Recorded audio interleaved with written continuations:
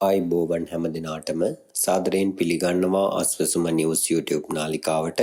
ඉතින් ආස්වැසුම සම්බන්ධ අලුත්ම තොරතුරු සහ අනෙකුත් තොරතුරු එසනින් දැනගන්න ඔබ තාමත් ආස්වැසුම නිවුස් YouTube නාලිකාව subscribe කරලා නැත්නම් අදම subscribe කරලා එකතු වෙන්න.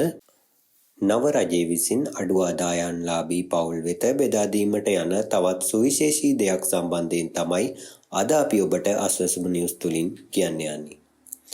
පොල් පැල ලක්ෂ 4ක් අඩු ආදායම්ලාභී පවුල් ලක්ෂ 2ක් අතරේ බෙදා දීමට රජය තීරණය කර තිබෙනවා.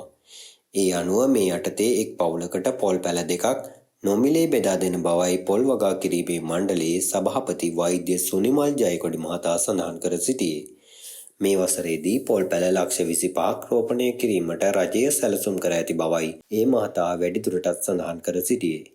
ඉතින් මේ පොල් පැල බෙදා දීමේ වැඩසටහන හා සම්බන්ධ අලුත් අප්ඩේට් වගේම ආස්වැසුම සම්බන්ධ අලුත්ම අප්ඩේට් දැනගන්න ඔබ තාමත් ආස්වැසුම නිවුස් සමගින් එකතු වෙලා නැත්නම් අදම subscribe කරලා එකතු වෙන්න. ඒ වගේම තමයි අලුත් වීඩියෝ එකක් දාපු සැනින් බලන්න පහලින් තියෙන bell icon එකක් click කරන්න.